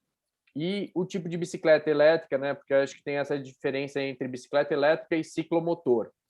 A bicicleta elétrica, ela te dá um impulso, você tem que sempre pedalar. E cada pedalada é como se ela te desse um impulso. O ciclomotor tem acelerador. Você acelera, e aí quando você pedala, mas uma coisa não tem relação com a outra. E a bicicleta elétrica, ela não tem acelerador. Você não pode só parar. O que ela tem é esse benefício de te dar um impulso maior para cada pedalada. Então, numa subida, você liga ali ela, numa potência maior, você vai pedalar com mais facilidade. Então, para se sentar mais, como você falou, é uma grande saída e ela vai vir com força. Eu acredito que nos próximos anos, com esses desafios de mudanças climáticas, com a Europa pautando isso muito forte, porque redução de carbono, os sistemas públicos de bicicletas compartilhadas, hoje no Nova York, são mais de 12 mil bicicletas, e sendo que eles já estão com 4 mil. Em Barcelona, eles já estavam partindo para 12 mil bicicletas elétricas.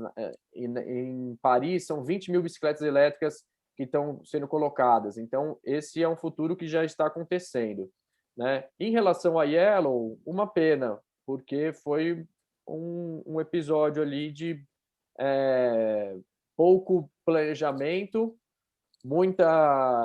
essa coisa desse movimento startup de a gente faz rápido, a gente cresce rápido, mas a gente também é pulverizado rápido. A gente acompanhou e trabalhou com a Yellow desde o começo, né? E eu lembro de falar ali para as pessoas, mas como a gente estava trabalhando só com engajamento comunitário, a gente não estava participando da estratégia. Eu falava, essa estratégia não vai dar certo. São Paulo é muito complexa. Você não chega numa cidade desse tamanho ampliando e espalhando bicicletas numa região que ia para além da Moca até quase o Campo Limpo.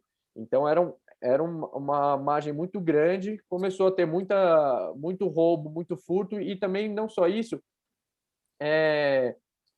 o princípio do sistema de bicicletas compartilhadas, que esse é no mundo todo que dá certo, é adensamento. Você tem que sair, você tem que andar no máximo 150, 200 metros até a próxima estação.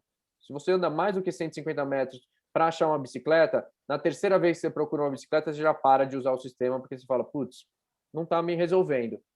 E quando você espalha as bicicletas tanto, as pessoas vão espalhando essa bicicleta, essa logística de trabalhar com bicicleta sem estação, foi uma loucura. Então, não deu certo. Acho que também faltou do governo de pautar, de dizer, como que vai funcionar. Era uma coisa recente, mas tinha que falar, para funcionar você tem que fazer assim. E o poder público ele ficou um pouco perdido, porque era uma novidade e não soube agir. Então, um pouco isso, Ari. Não sei se te respondi tudo. Então, agora o Celso, depois o Eduardo, tá? Cadu, você não acha que com esses novos tempos de pandemia, independente dessa questão da entrega, né, do serviço de delivery, houve um aumento significativo do uso das bikes nessas grandes cidades? Com certeza. Esses são dados que tem. E o que é bacana que a gente vê agora, que eu não trouxe esse slide, mas que eu uso em outras apresentações, é que hoje, dos últimos 4 anos para cá, a gente começou a ter pesquisa. Então, hoje a gente sabe dizer qual que é o tamanho, o potencial da economia da bicicleta no Brasil, quanto que o impacto se você aumenta na saúde, e você tem essas mensurações de o quanto está ampliando a venda de bicicletas, né? Então, a Aliança Bike, que é uma organização setorial da bicicleta, os dados dela são bem altos aí desde a pandemia, e até antes já estava uma crescente, mas a pandemia mostra que tem um boom, né? E se olhar no mundo inteiro, tem esse boom também. E tem esse aspecto que você falou do medo, enfim, desse receio que as pessoas têm. Eu, por exemplo, moro na Tijuca, vou até Barra da Tijuca de bicicleta. O pessoal me acha doido, entendeu? Eu com 73 anos. Mas é porque eu, desde pequeno, sempre andei muito de bicicleta, entendeu? Então, para mim, não é perigoso, mas para a maioria das pessoas é. Então, tem que quebrar um pouco esse espectro aí que existe, né? Mas tem essa mudança de cultura, né? A gente vê um boom também muito nas pessoas que estão fazendo como esporte, né? Tem um boom de pessoas que se locomovem, seja porque está cansada de pegar trânsito ou gastar dinheiro com transporte público ou com o próprio carro, começa a se locomover de bicicleta. Tem essas pessoas que vão fazer esporte, né? E hoje isso é uma febre muito grande, que usam as bicicletas, sejam nas estradas, sejam as mountain bikes nas estradas de terra, para pedalar. E isso tem virado uma febre. Eu acho que Colômbia, que é um país que tem índices sociais parecidos com o Brasil, um país latino-americano, né, sul-americano como a gente, que tem desafios complexos também de segurança, mas tem a cultura da bicicleta. Lá eles têm ídolos, lá eles respeitam a pessoa que está. Como a gente tem essa coisa com Ayrton Senna, eles têm pessoas, colombianos já foram campeão do Tour de France, que competem em alto nível nas provas. Então, você gera ídolos. Hoje, a gente começa a ter isso. Hoje, a gente tem o Henrique Avancini, que é o melhor competidor de mountain bike, e é um brasileiro. E que se a Olimpíada tivesse acontecido, provavelmente ele teria ganhado a medalha de ouro no ano passado. Agora ele vai competir lá, mas estava ganhando. E você vê as pessoas que olham e têm essa referência. Então, o esporte como uma forma de criar a cultura e fazer com que as pessoas respeitem, porque quando você passa uma pessoa, você fala, putz, esse é um ídolo nacional, que eu tenho que respeitar. Se ele está pedalando nesse acostamento, é porque não tem outro lugar para pedalar, né? São Paulo não tem.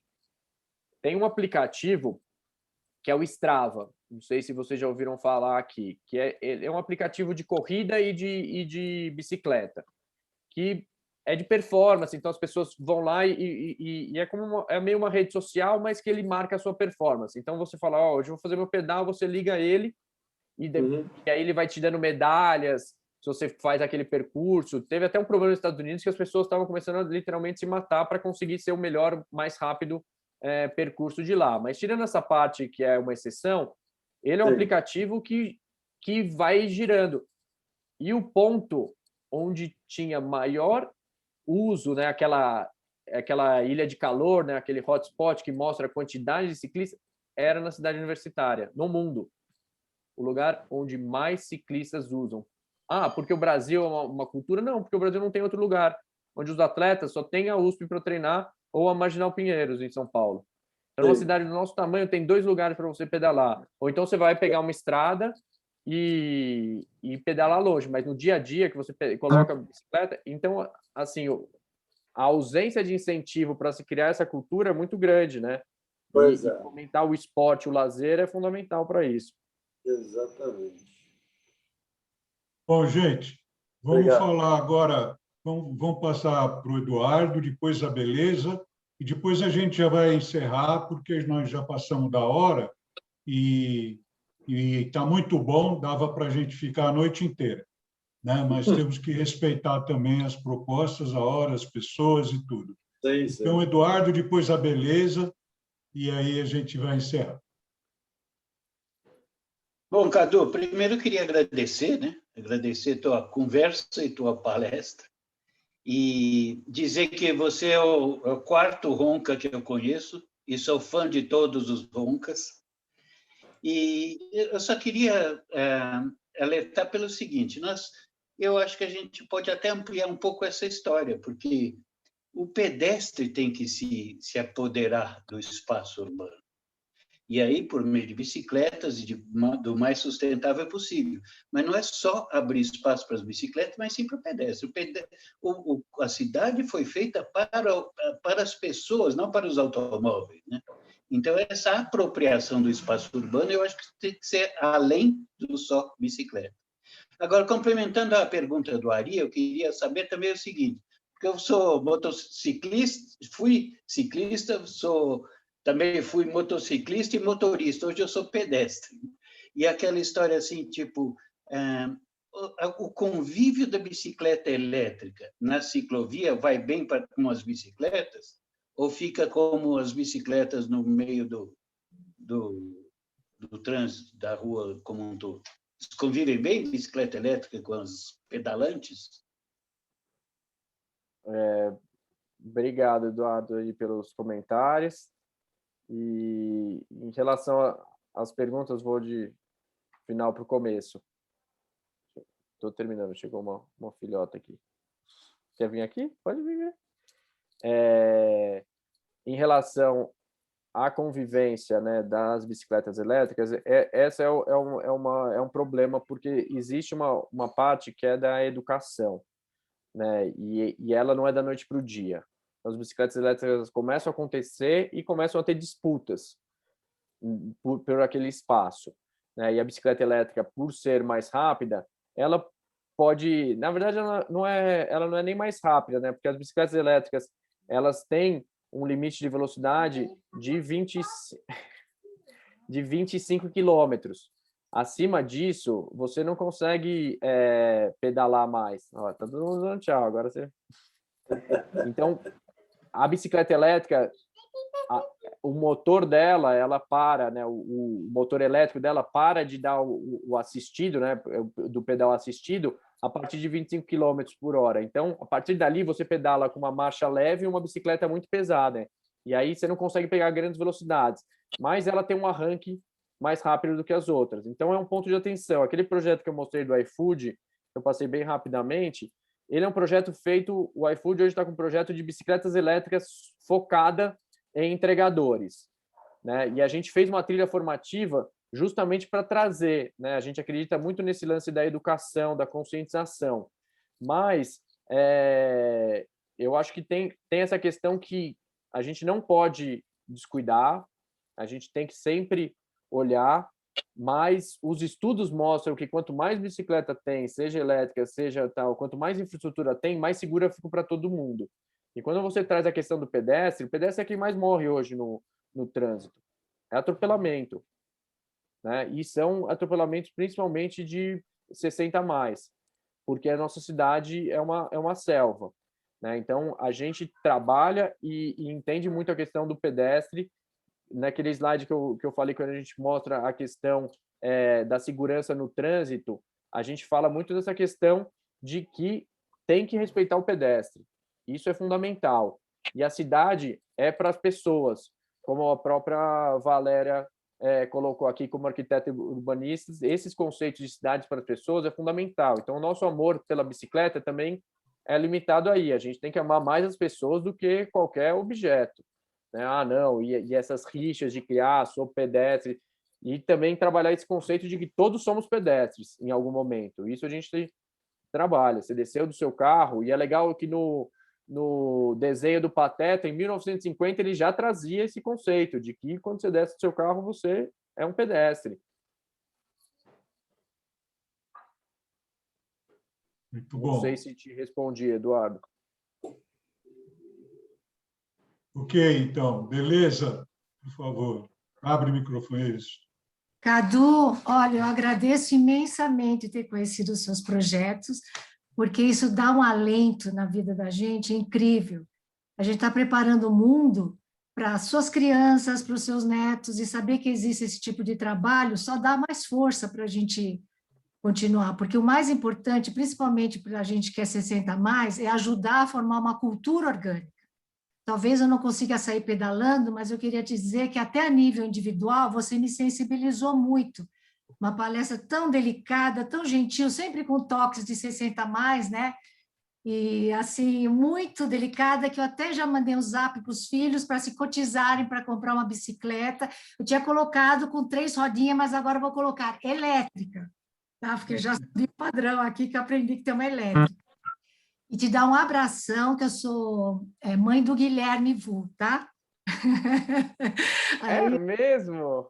eu já mandei para ele, tá? Que demais! Saudade Obrigada, do tá? Ah, parabéns! Você é tão simpática quanto ele. Ah, que legal! Vou mandar uma mensagem para ele também. Você me lembrou uma coisa, beleza? Só um comentário que acho que vai na linha também da Valéria, que tem os projetos urbanistas, que tem um conceito, que são 2 conceitos que eu acho muito incríveis assim para serem aplicados e que pensa nessa ótica do pedestre, que é o Urban 95, que é um conceito de uma fundação Bernard Van Leer, que ela é holandesa, e de algumas coisas que, assim, as cidades precisam ser planejadas considerando a altura de uma criança de 3 ou 4 anos com 95 centímetros de altura. Então, quando eu levo minhas filhas para a escola, elas têm degraus para cruzar na rua como pedestre, que são como escaladas. Tem hora que você está ali se divertindo, você transforma aquilo até numa aventura. Mas tem hora que é perigoso, que ela cai. E para ela também, e para o 60 a mais também. Né? A gente sabe da quantidade de acidentes que acontecem nas ruas e nas calçadas mal feitas e esburacadas da cidade.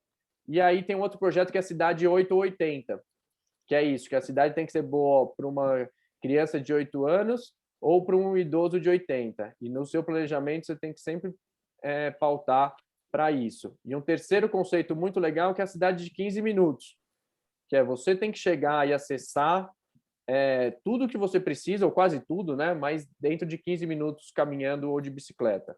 Então, tem um mercado próximo, tem uma coisa, nada disso de ficar pegando o carro, indo até o supermercado, pontilhão e tudo mais, que são coisas que deixam as cidades desinteressantes, perigosas e tudo mais que a gente falou hoje aqui. Adu, só uma coisa, o modo mais rápido da gente mudar uma sociedade é pela cultura. Então, o seu trabalho é vital. Olha, visto como que nós estávamos como mulheres há menos de 100 anos. Não há lei que mudasse isso. Uma mudança de cultura.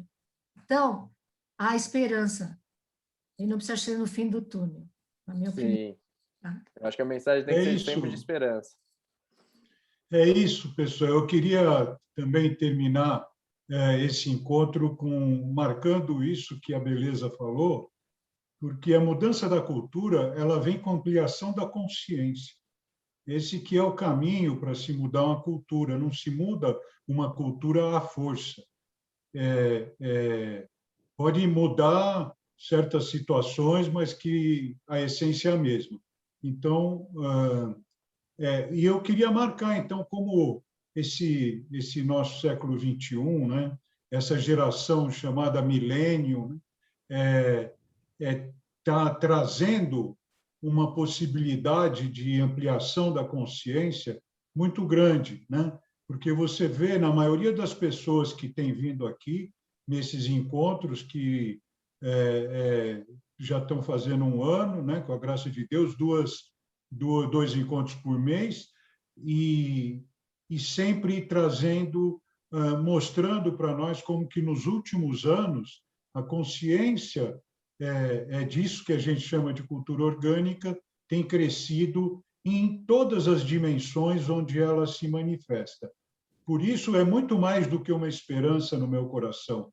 Isso é uma realidade e que nós temos que aceitar que o tempo é soberano, porque a humanidade não pode se transformar de um dia para o outro na velocidade que nós gostaríamos. Então, mas já me surpreende bastante, eu que nasci na primeira metade ainda, no final da primeira metade do século XX, eu vi bastante coisa, inclusive o pessoal que andava na bicicleta e segurava no caminhão assim para pegar impulso na subida.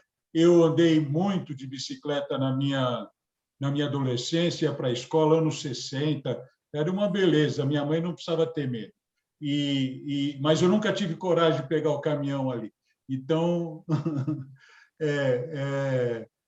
mas era muito bacana, a bicicleta era uma coisa que estava na mão da gente, saiu da mão da gente, e agora está voltando, né? Já faz tempo que está voltando, mas agora a consciência está voltando, né? Então, não é mais a coisa de eco-chato, de não sei, é uma coisa de que realmente toda essa ecologia está criando essa consciência. A gente vê mesmo nas pessoas que a gente convive aqui no grupo, que frequentam aqui o nosso encontro, a gente vê como cresce essa consciência, né? E de todos nós, mudou muito nesse ano, dentro do nosso grupo mesmo. Então, isso é uma realidade. A pandemia, inclusive, tem vários lados positivos, né? Com certeza, nós precisamos reconhecer isso e nos beneficiar disso, né? Então, essa ampliação da consciência se dá também com o apoio da pandemia por vários motivos. E outra coisa que é bom na pandemia é ver as crianças aparecerem, conhecerem o trabalho dos pais, estarem presentes. Não é o trabalho lá e a casa aqui, de repente está tudo aqui, né? Então, a coisa que eu mais curto aqui é quando minha filha está presente. Geralmente ela está, hoje ela não pôde, porque tem a reunião da escola, das crianças, mas aí, de repente, eu vejo algum neto meu encostar ou passar por trás, já dá uma alegria, né? Então, acredito que a Vera também sentiu isso agora há pouco. E eu queria, então, agradecer a presença de todos, especialmente do Cadu, da família Ronca, e deixar para ele as observações finais aí, para a gente poder curtir os nossos sonhos e os nossos pensamentos com tudo isso já. A Janete pediu para falar, mas como eu já tinha encerrado, antes dela levantar a mão, a gente vai continuar encerrando. A Janete pode colocar a pergunta no chat, que ela vai ser encaminhada para o Cadu. Tá? Por favor, Janete. Então, Cadu, por favor, você deixa suas considerações finais aí desse encontro. Tá certo, Sérgio. Muito obrigado novamente, Sérgio e Ana, pelo convite, e a todos vocês que acompanharam, que debateram, que conversaram comigo hoje. Saio daqui também com muitos aprendizados e feliz de ver, né, essa sala cheia. E também me coloco à disposição. Acredito, como o Sérgio, que a realidade... Eu sou um otimista, né, mas um realista na hora de executar, mas um otimista sempre na hora de pensar, e vejo sim essa mudança, né? Acho que, como diria Victor Hugo, nada é mais potente que uma ideia cujo tempo chegou. Eu acredito que essas mudanças da cultura orgânica, da cultura da bicicleta, da cidade para as pessoas, ela chegou, né? E aí vai a gente ficar ou lamentando ou então ajudando para que isso aconteça mais rapidamente. Quem quiser meus contatos pode pegar com o Sérgio, com a Ana, eles têm meu WhatsApp, tem as nossas redes sociais, quem for das redes sociais tem Instagram, tem YouTube, tem o site, que é Aro 60, tudo por escrito, sem o numeral, que até brincou, né? Aro 60, Aro 60 mais também. Mas é isso, gente, sigamos conectados e será um prazer continuar essa conversa, ou projetos, ou possibilidades, seja através de doação de bike, seja através de, né, algum filho, alguma pessoa, ou mesmo vocês que queiram se envolver com os nossos projetos. Quer falar alguma coisa, Sérgio? Obrigada, viu, Cadu? E Vera, parabéns pelo filhão lindo, viu? Obrigada. É um orgulho só, né? Muito bom. Aprendi tanta coisa com ele que não consigo acompanhar todos esses conhecimentos que ele trouxe hoje. Não consigo, porque